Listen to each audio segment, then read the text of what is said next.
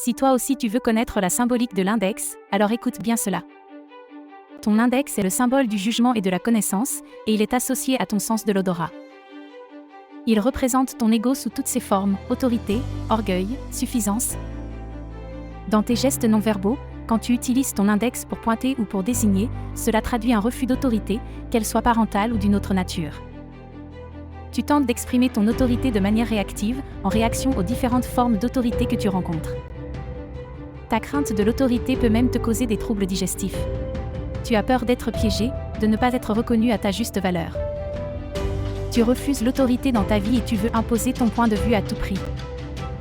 Lorsque tu utilises ton index de manière autoritaire pour imposer tes idées, c'est ta façon d'affirmer ton pouvoir personnel et de masquer ton sentiment d'impuissance. Tu prends conscience que ce sont souvent tes peurs qui te poussent à agir ainsi. Ta grande sensibilité émotionnelle te fait chercher la sécurité dans la vie.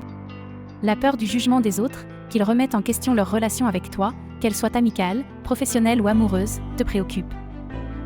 Tu réalises que blâmer les autres ou vouloir avoir raison en tout ne mène à rien. Tu choisis de conserver ton énergie pour ce qui est vraiment important. Est-ce réellement l'autorité qui te dérange ? Il se pourrait que ce soit un sentiment d'impuissance ou d'insécurité lié à ton enfance et à l'autorité parentale.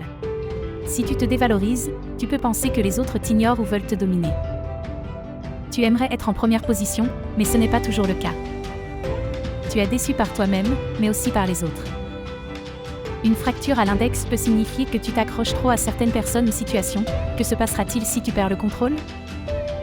Tu es anxieux, parfois même paniqué, car au lieu d'utiliser ton véritable pouvoir intérieur, tu préfères recourir à d'autres stratégies pour obtenir ce que tu désires. Dès maintenant, tu acceptes les formes d'autorité qui te dérangent, sachant qu'elles sont là pour favoriser ton évolution positive. Au lieu de vivre dans la frustration vis-à-vis de cette autorité, tu cherches ton véritable pouvoir intérieur. Au lieu de vivre dans ta tête, tu choisis de vivre avec ton cœur, acceptant les différentes émotions qui te traversent. Tu ouvres ton esprit, plutôt que de pointer les autres du doigt, tu oses te regarder dans le miroir et prendre ta vie en main. N'hésite pas à contacter ton hypnothérapeute Reynald Grabinski en ligne ou en présentiel.